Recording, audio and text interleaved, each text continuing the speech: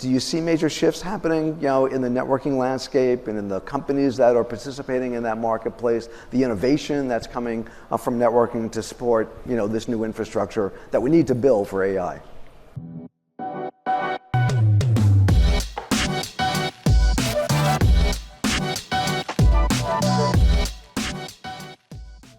Hi, everyone.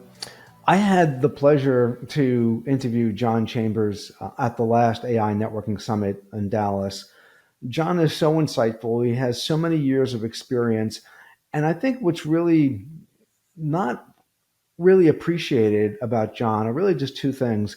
One is that he has this great ability to identify trends, what a lot of people do. But what's really different is that John was able to kind of act on those with the power of a $40 billion company, and to actually take advantage of that. So to effectualize his vision and the transitions that he sees. You don't really see that very often in executives. So John has that. The other thing is John's charity work around the world. So we honored John with a award for humanity. The audience applause was a little deafening, standing ovation for John. So we wanted to pull that together and share it with everyone on the Built for Trust podcast. So please do enjoy this special edition Built for Trust podcast interview with John Chambers. Thank you, everyone, and enjoy. However long from now, I will look back to John as one of the most remarkable individuals that I've met. One of the most distinctive characters, a man with an extraordinary capacity for leadership and inspiration. John always surprised me. He surprised me because he was sensitive to things that usually leaders are not. For him, a social idea, a human call, is part of the business.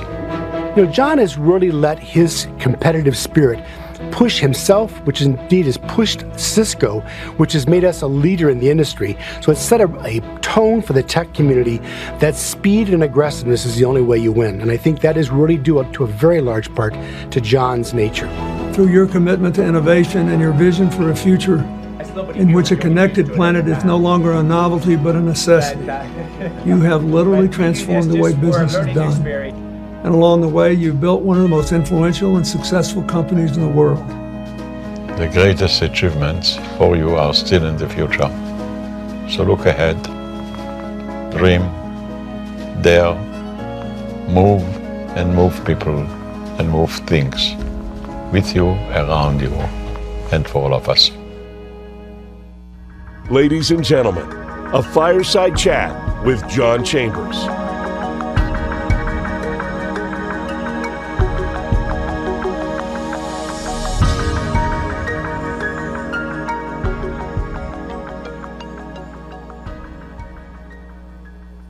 Right, John Chambers, welcome.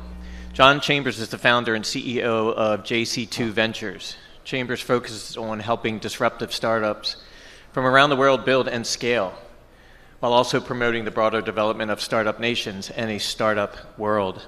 He invests in companies across categories and geographies that are leading market transitions.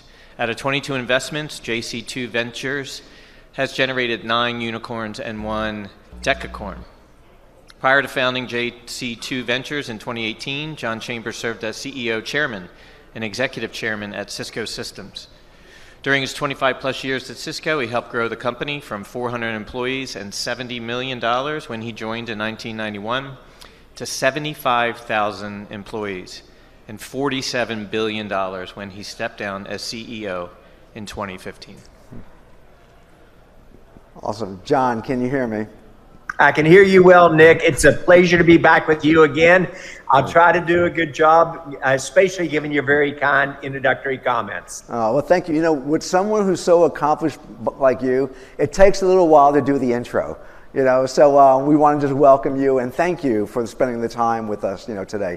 We do have a bunch of kind of questions to kind of go over, so, Sure. I want to kind of dive right in, if you don't mind. I am ready. I'll follow you anywhere, Nick. Okay, oh, you're so good. Okay, first of all, it's that if we think about what's happening right now in the AI industry, this transition, I think you probably have talked about it as well, it is bigger and faster than the internet and cloud combined. You're so well positioned to kind of understand what that might mean for enterprise infrastructure and its evolution. So what do you see in the next few years on how it's going to adapt and change to accommodate this new technology, and what should CIOs really be thinking about? So I think it's a great question, Nick, and if I can just take a step back, technology trends follow a common pattern. I was with IBM in mainframes, and then mini computers came along. I was with Wang Laboratories there. Then the client server era came along. Following that, the internet, and then cloud, and now you're talking about AI. In terms of the parallel, the internet ushered in a decade of productivity in the US and around the world that hadn't been equal to in 40 years before that. And it changed standard of living. It allowed us to create new categories of jobs. It did destroy some jobs, but created many, many more. And I early on believed that education and the internet were the two equalizers in life. Now, fast forward to today, AI will be 5 times the speed of the internet revolution. It will probably get 3 times plus the output from that in terms of changing our lives, mainly for the better. And you combine the two, it literally will, I think, drive the stock market and productivity of companies and change people's lives, as well as be able to solve the issues of cancer, et cetera.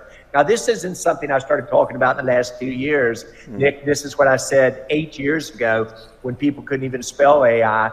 And I bet on those unicorns you referred to earlier when they were literally very small companies, probably in the $30 million evaluation.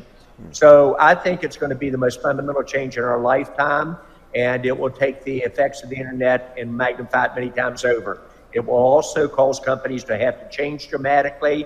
And I think how we provide, to your point of this sessions that we're going through, AI networking, network as a service, security, all the way into an autonomous environment will determine the key players in the industry as well in the networking segment.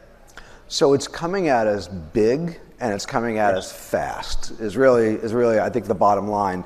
So and John, I've watched you for like 30 years almost, it's like one thing that you've been really just so great at is pegging transitions, right? Yes. And so one question, you led Cisco through the internet boom, the rise of cloud, lots of other transitions. You mentioned mainframes before, the assimilation of SNA and into networking, many transitions. So maybe what key lessons from those past transitions, whether they were positive or maybe negative, that we might be able to emulate the positive and try to avoid the negative ones. So maybe how should leaders be thinking about AI in this period of transition?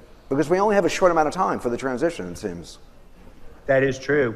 You talk about a short amount of time, and I'll use an example a little bit later in our Q&As on how quickly companies develop products, bring them to market, and then achieve the momentum that used to take 5 years, now occurs in 15 to 18 months. Lessons learned. The internet, for those companies that were really successful, and I'd actually argue those countries that were really successful, they focused on the internet and dramatically changing their future, their company, the productivity of it. And they focused as a country as well, even though I'm a moderate Republican and endangered species here in California. But President Clinton got it. I was on stage with him in the White House announcing the internet era and what it would really mean to the future of the US as we move forward. If you take that same type of speed and apply it to the AI world, their parallels are very unique. Well-run companies, the champion of the internet was actually the CEO. And by the mid-1990s, even Fidelity said they wouldn't invest in companies that didn't have an internet strategy, regardless if they're in manufacturing or others. An example would be a GE led by the legendary Jack Welch at that time. Jack Welch owned the internet in terms of driving it through his company at GE, even though he was not even close to being a technician, but he understood the fundamentals. You're going to see the same thing occur with successful companies this time. It will be owned by the CEO. Very often they're going to appoint a key leader, often the CIO, or somebody that reports directly to them to own the AI transition for their whole company. But they must stay involved and champion it through, and they've got to literally outline the vision for the company and be aggressive on what's possible. My own view is what's possible: a decade of productivity by well-run companies at 7 to 10% per year on productivity. In areas such as coding, probably 30% per year for the next 5 years is possible. And it would determine profitability. You all can do it very quickly as I can on driving the market. If you have productivity at that level, you understand what the profits can be. Yeah. Now, this is one that it's about speed and the courage to change, and agility, which normally is a word I don't like. Probably 70% plus of the Fortune 500 won't exist in that category a decade from now. Majority of startups will fail, but they'll fail because they didn't embrace the change, lead in the change, and have the courage to take risks and then adjust along the way. Now, if your audience agrees with everything you and I say today, Nick, we failed dramatically. And so I want to make people a little bit uncomfortable and challenge them a little bit. Yeah, well, it's always kind of hard, it's to push back on you, but well, I'll try from time to time. Okay. I think the statement, around 70% of like the Fortune 500 companies may not be on that list, like in the next 5 years. I think that's a pretty bold statement, and I think that's what I like about that is that it challenges everyone to really kind of think about their survival right now and to think about their competitive landscape and how they might be able to build value based upon this new technology. So I love that that you can challenge people like that and make them question what they're doing and making sure that they are internalizing this technology and this movement, and they're not just basically just whistling through the graveyard as this comes barreling down. Yes, I think the key there that you're alluding to, and I think it will be in 10 years that 70% of them will disappear. It could occur faster. I know players like McKinsey are saying it will occur faster on it. But CEOs, 3 years ago, most of them did not have AI in their top 3 objectives. I don't know of a CEO in the US who doesn't have AI as one of their top 3 objectives, and learning more and more to take ownership. Then what you've got to do is not view it as just a negative about survival. You talk about how it can change people's lives in your companies. You talk about how you're going to go after it. What are the 3 to 5 fundamental things you're going to do as a company that will implement it and differentiate you from your peers? And then you paint your North Star. What do you look like as you come through this transition? And it isn't a 10-year plan. It's a 3-year plan at most. That's how fast the market's going to move. And then the winners or losers will be determined by how successful they were in this 3-year plan and the implementation of it as you move forward. The disruption, there are going to be some tremendous train wrecks, both in the technology industry and in regular industry. But I think we've crossed the chasm about CEOs saying, I have to do this, and I have to have a fabric that allows me to do it. Yeah, so I'd love to ask the question, how many people in the room, just by show of hands, I can't see it, Nick, but you'll have to tell me what it was. How many people in the room would agree that with their CEOs or the companies they're aware of, AI is now in the top 3 priorities and the CEO believes they should own it? Just a show of hands. That's a pretty good show of hands. I'd say that's probably at least 50%, or so, of the audience. Yeah. And Nick, when I asked a very similar audience that question just 2 years ago, less than 10% raised their hand. And I had 2 CEOs on stage with me at the time, so it was clearly a setup question for me. Once they raised it up, I said to the CEOs, where does AI fit on your calendar? And both of them said in the top 3 priorities. And I said, where is it with most of your counterparts? And they said, it's making that list quickly. They very gently nudged the audience to say, you better be able to run with me. If you're going to keep up, we're going to change as a company. And this is where I believe the networking architecture, which is going to deliver the AI capability, as well as the CIOs, the key infrastructure providers, many of which are in the audience with you today for their companies, have to be able to not only keep up with the CEO, they have to be able to anticipate the needs ahead of time and have the capabilities to deliver on those needs, as opposed to say, all right, I've got it. Now I've got to spend a year preparing for it, and I'll have some results a year out. I think the CEOs will push very hard for results now. Yeah. So I think, with that, John, like maybe you're answering this question is like, what differentiates the companies that are thriving today? All right. So like kind of what unique approaches, maybe the mindsets that the executive management team has that prepares them really well for this transition? First, I believe that if we were to look back, Nick, just to put it in perspective, as of December of just 6 months ago, very few of the companies had AI beginning to have an effect on many of their functions and many of the individuals within the group. There were early successes in customer experience, call centers, et cetera, early successes in coding. However, by the end of this year, AI capability in every major function, I think, will go well beyond proof of concept, and you'll begin to see successful companies determined by the implementation. So I think it's too early to say, Nick, the companies that are successful today are successful because of their AI strategy, perhaps in the high tech, but overall, it's not there yet. The speed of movement, that took about 5 years to get from 1990 to 95 in the internet. This year, we're going to cross the chasm, and I would say most all well-run companies will have the implementation of AI into key functional groups. What do I think the most successful companies will do? This will be bold, and it'll make some people in the room uncomfortable. For my CEOs and CFOs of my 24 startups, I'm asking them to have plans for every functional group for a minimum of 10% increase in productivity per year for the next 5 years because of AI in each function. Certain areas like coding, I'm going to ask it to be dramatically higher in terms of the direction. And I'm now asking the CFO actually to own that with the CEO and whoever has responsibility, often the CIO, for the implementation of AI across the board to own those objectives. Initially, people will be startled and say it's too bold. We've actually found it's probably not bold enough.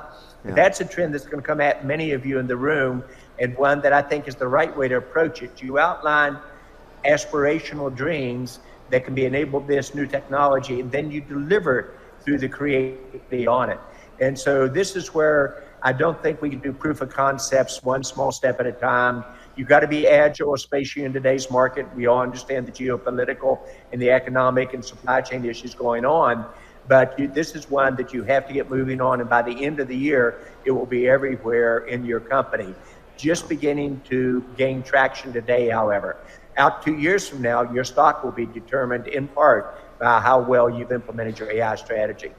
Yeah, I love your strategy around making sure every functional team has a plan in place, either 10% productivity growth, or like in kind of the coding space, 30% is really what we've been hearing mostly around the conference, today. A data point for you on how fast it'll move that your audience will appreciate. My well-run startups today, they develop their product sometimes in a weekend, at the longest in 3 months. They bring it to market in 5 to 7 referenceable accounts, not in the next years 2 through 3, but in quarters 3 and 4 into the product life cycle. They hit $1 million run rate with 5 to 7 referenceable accounts, and by years 4 and 5, when you usually move to 5 million, they now have 5 million type of run rates in 15 months. In other words, you develop the product in 1 to 3 months, you get your referenceable accounts not in 2 years, but literally in 1 to 2 quarters, and then you hit scale, cross the chasm, not in another up to 5 years. And these are unicorns in the making in the past. You do that in 15 months. The companies who don't keep up with that speed, either whether they're big companies or smaller companies, in my opinion, will get left behind. It's kind of breathtaking. Yeah, it is. Like that kind of acceleration, is scary. We were like yesterday, a gentleman named Sean Finnery from Merck was talking about that they would have a team that would develop some platform for Merck's infrastructure. They might spend like 3 months on it, out, just like, hey, this is what we built. And then like within 2 weeks, it was already replaced by some new company that just came to marketplace.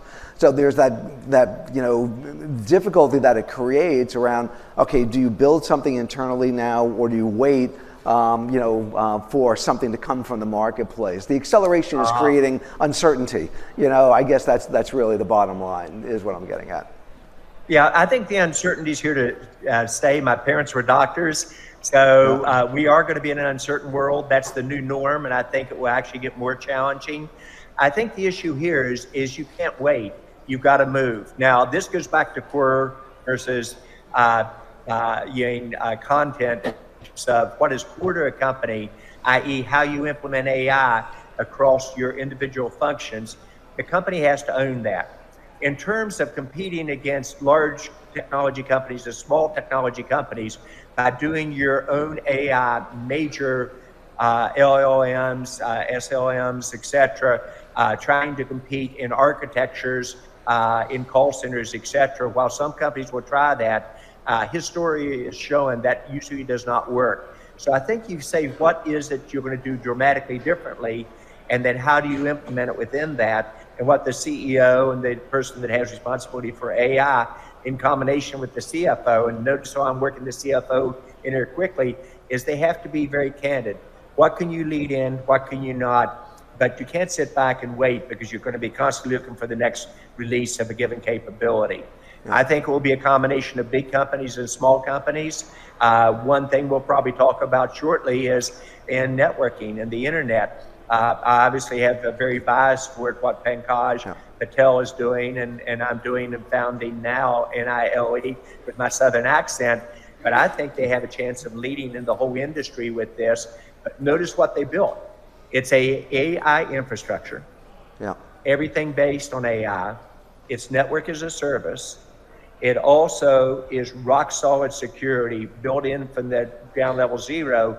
And it's largely autonomous, which means almost no human intervention. And 90% of your trouble tickets just do not occur in terms of the capability.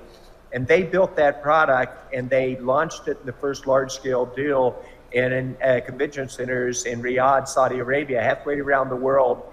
It's twice the size of the Moscone Center, if you can imagine. They had the cable in place. They installed the product in 3 days. And then they brought in 250,000 visitors through the convention center. Not a hiccup. So you're talking about a major transition in an industry on how fast to move. Is it going to be difficult for the traditional players to move that innovation? History is showing yes. Is it something that I think companies themselves can build themselves? Probably not. You've got to have skill and implementation in terms of the direction. But that's just an example of how quickly winners and losers can be determined in this new market. Yeah. John, I tell you, I'm finding it so hard to interview you, because you are a synapse generator.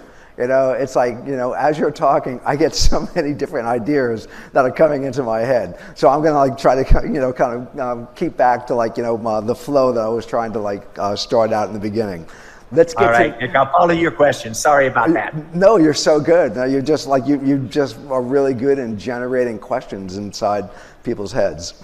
So let's get to networking. You mentioned that a while ago. The networking marketplace has been relatively stagnant for, I'd say, at least 5 or 6 years. Do you see major shifts happening, in the networking landscape and in the companies that are participating in that marketplace, the innovation that's coming from networking to support, this new infrastructure that we need to build for AI? Well, this is one, Nick, that I'll parallel to our discussion to the internet and then bring it to AI. In the internet era, being very candid, Cisco snuck up on our competitors. They viewed us as a startup. They didn't understand architectures, top to bottom architectures designed around the internet with routing, switching, security, processing, storage capability combined in it. And by the time that IBM realized we were focused on their SNA market, we had 80% of the market. By the time Nortel and Alcatel and Lucent and many of the traditional players focused on voice as a form of networking and data as a different form and video as a different form. We combined them in architectures, and we'd already broken away. And what it was very difficult for the incumbents to have the courage to destroy their own business models, but also to write from scratch a capability that allowed the products to be moved with the speed and the flexibility in a multimodal environment. And so you saw one architecture for data, voice, video, changing the way you work, live, learn, and play. And people said, you're moving around zeros and ones. I said, no, we're transforming work and lives forever. Oh. And we saw the capability to take on the giants and candidly move past them because they wouldn't have the courage to change their models. Today, there are a lot of very well-run companies, extremely well, good people, etc. But the large traditional companies really struggle, perhaps now more than ever, with making the fundamental changes they have to make for the future. And innovation's not going to wait for anyone. And you can't take a existing architecture and networking and bolt on security and bolt on AI and bolt on the ability to eliminate most of the human costs of making that network work. And remember, one of the areas that often the networking vendors were challenged with from their customers, it wasn't the quality of the product, it was the 60% total cost of the network that was on people. Now you're talking about the new environments being autonomous completely. You're talking about it being built-in security from zero. Now combining both the performance guarantees and the availability guarantees financially, and allowing customers to purchase it as they need it, as a service, which has taken us way too long to really think about architecture. And you can't do all this unless you put that AI fabric in place at the very beginning. You can't do it as an afterthought. Security has to be combined with that. The autonomous, you've got to take the complexity out of the network and make it really simple to install, use, and to be able to handle. So it's going to be hard for the incumbents to change. I think many of them have waited, in my opinion, a little bit too long to make these changes. We've got to earn it a step at a time, but I think if you look at the growth that now is experienced as an example, it speaks to how quickly this disruption will occur. Yeah. So I think, I want to take that and I want to kind of add to it. So we've been talking a lot over the last, day and a half about kind of breaking down silos. And the silos that we're talking about is there's AI, there's data, there's kind of traditional business functions that make up most corporations. So in your view, what's the best way to approach this kind of integration and maybe insights that you're hearing from how, I know Nile is one of your companies that you've invested into, and there's others, but maybe how organizations are kind of tackling that. So there's now there's just more into the mix that we need to unlock in order to create business value. Completely agree. It's the right way to ask the questions, Nick. If we don't break down the silos, let's talk organizationally first, and then let's talk technology, data second on it. You've got to break down the silos between your engineering team, your sales team, your supply chain group, your customer services group, your financial group, etc. And you have to break those silos down and focus on outcomes and outline specifically the outcomes you want to achieve.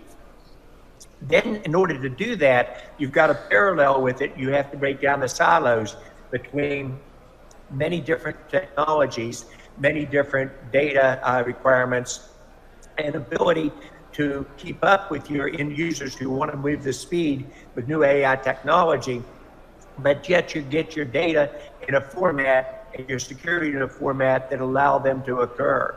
So you have to paint the picture of what you look like and where you're going, and then every move you make along the way with how you combine data, with how you combine the infrastructure, with how you provide the policies and the securities, here's the goal that you want to get, and moves it that way. And I think you'll see well-run companies break those silos down among the functions and focus more and more on outcomes. And I think that's the right way to have it. So my key AI companies, a company like Unifor, they focus very, very heavily on the customer service center originally. Now they go AI across entire companies. They've already have a run rate of 250 million ARR, which is really big for a native AI company in Carrion Enterprise, growing at 70% year over year. And they've already done 7 acquisitions as a company. The last 2 were in data. And how do you do those data capabilities and outline it easily in the market? So I think your premise you're focused on at the conference is absolutely right. Yeah. Yeah, which I love, obviously, the focus on outcomes and how you now can break down these different silos, review workflows, see how workloads can be automated, utilizing AI, extracting data from places where you couldn't have access to them before. And that's all really, I think, in the effort for business value creation. So I think that was awesome. Great. Thank you for that perspective, John. My pleasure. One thing that you did mention in that mix, though, was security. And so cybersecurity, clearly it's been business imperative for a long time, and it's not going away. Deep fakes now are posing real threats to industries. Maybe, how should enterprises rethink their security architectures for AI, from safeguarding both AI systems against manipulation to using AI as a defense?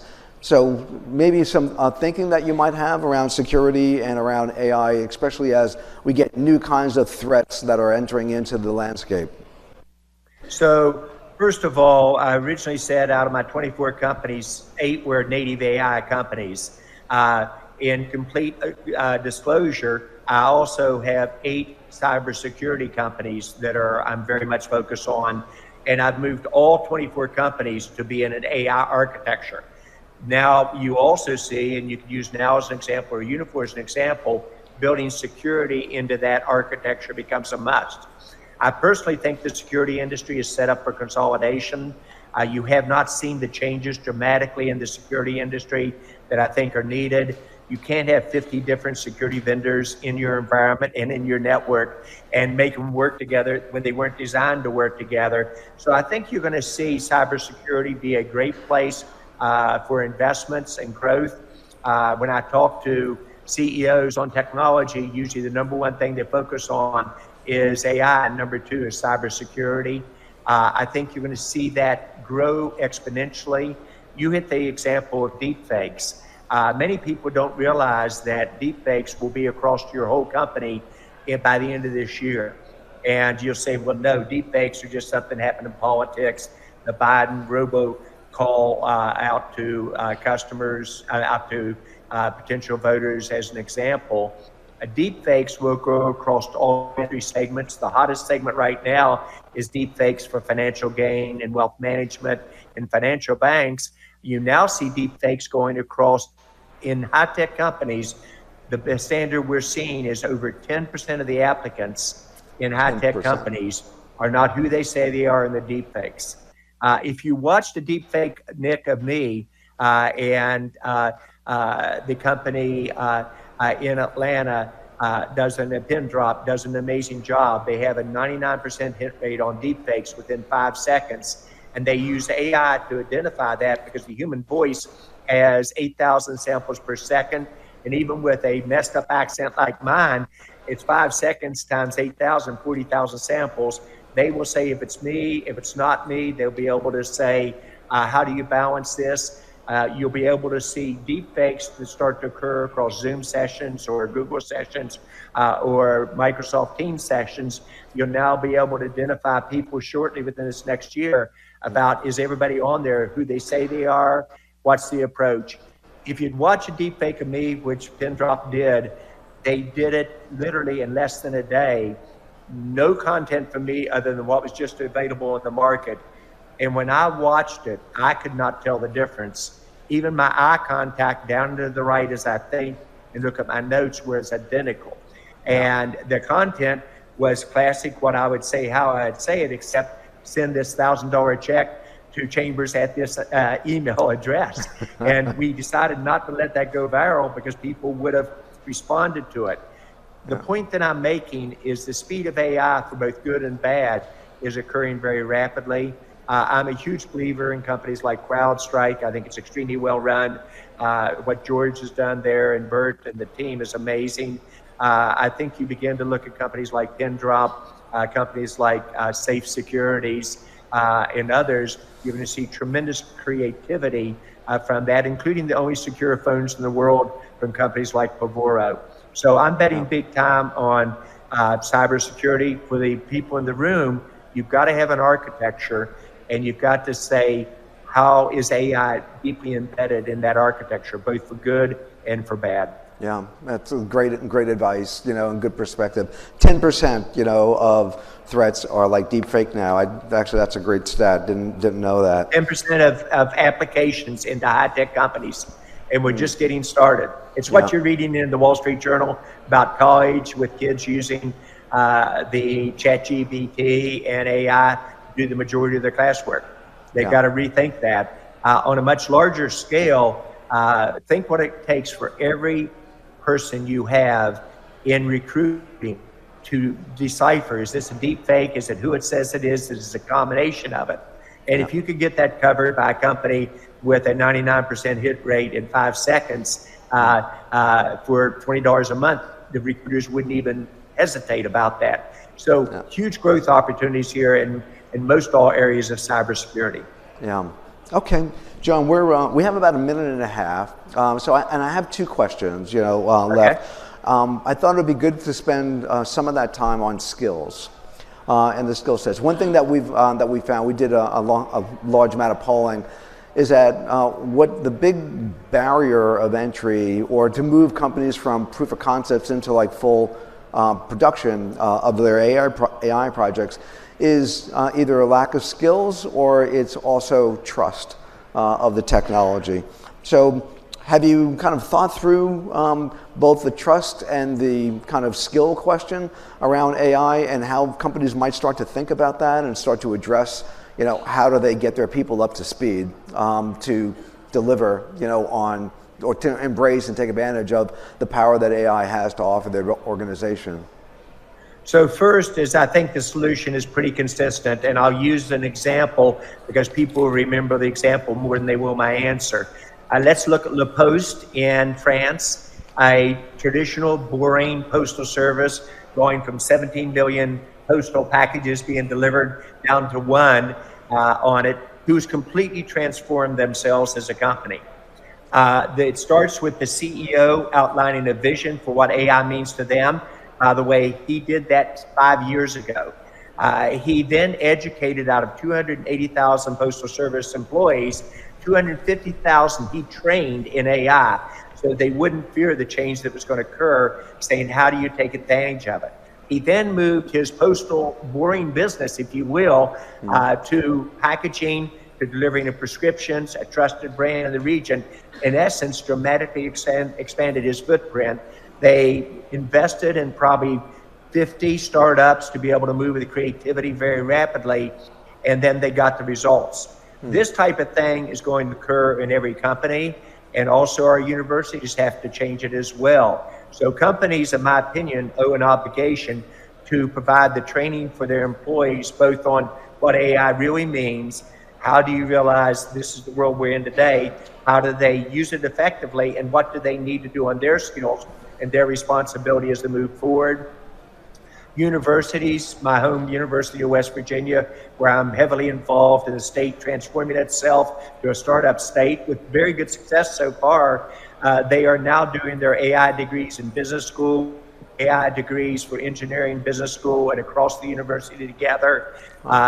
They have increased their enrollment from 74% of students having jobs when they graduate in the business school to 94%. They have sessions on big data, et cetera, on it.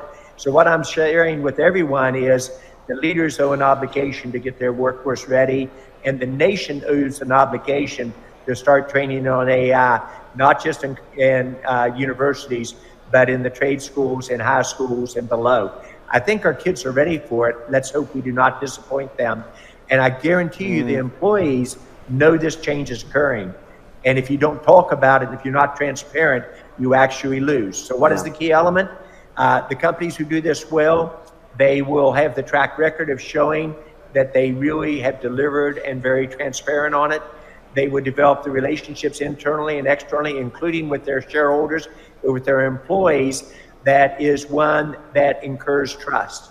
So currency of a leader in outlining where they're going to go for AI inside their company is their track record of what they've done before, the relationships they built with the organizations and the people, and then the trust that you instill within it. Yeah. So I think that's the standard playbook that I see well-run companies implement. Yeah, that's great. That's a great perspective. And so I want to end with one last, question, and to really kind of take advantage of like your leadership and the leadership that you've demonstrated over like some 35, 40 years or so. So maybe in this moment, in this time, that we're in, what's the one thing you know about leadership that you wish you knew 20 or 25 years ago? It's actually a big one. 20 or 25 years ago, I was pretty impatient. You would say, Nick, I still am today. That's probably true. I have a high energy level. But I viewed most process as bureaucracy. And bureaucracy just slowed me down getting my job done at sales at IBM, or sales at Wang, or sales early on at Cisco. And it wasn't until several of my players out of manufacturing, supply chain, cybersecurity, interestingly enough, finance, slowed me down to make me realize that what I did best was when I developed a playbook for each thing that I ran. It allowed us to move with speed. And so my key takeaway is process done with playbooks allows you to move with speed. It's not bureaucracy. And I do that in most everything I do in life.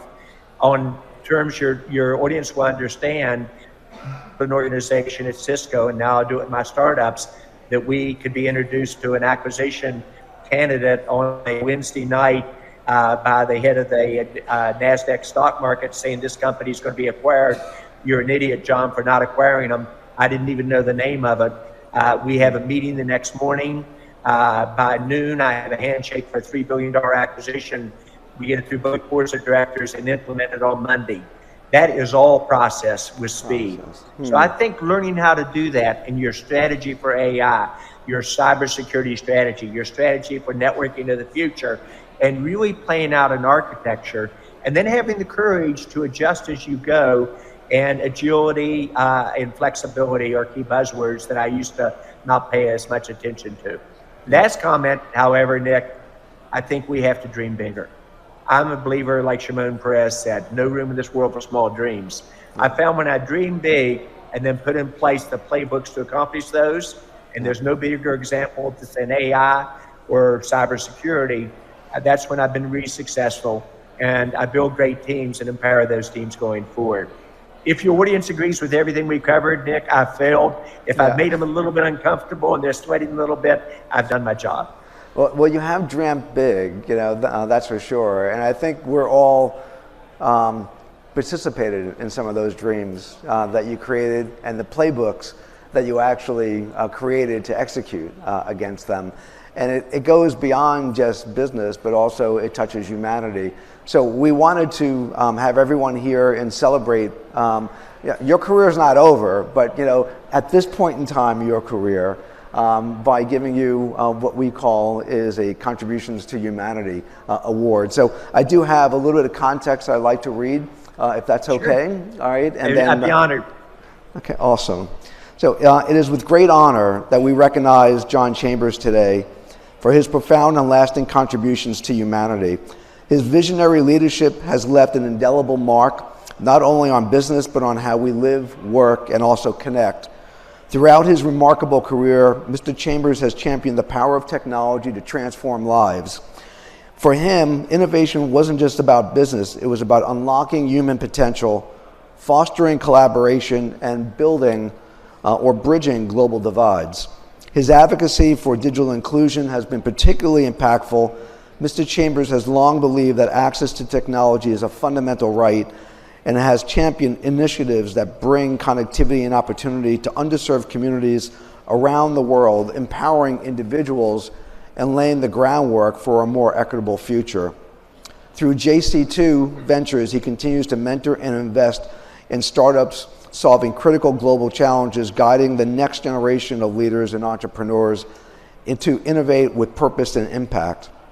He's also set a powerful example in corporate citizenship by promoting a culture of giving back. Mr. Chambers has shown that business success and societal responsibility can go hand in hand. Tonight we celebrate not just a successful businessman and a leader, but a humanitarian whose vision and actions have made a tangible difference in the lives of countless individuals. On behalf of the ONU community, Mr. Chambers, we thank you for your extraordinary contributions to humanity and for spending time with us here today. Thank you, John. Well,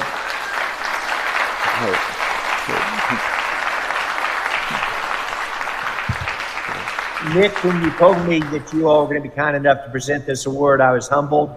As you know, leadership is about getting great people around you, getting them motivated, and then getting them out of the way and getting them to dream and implement.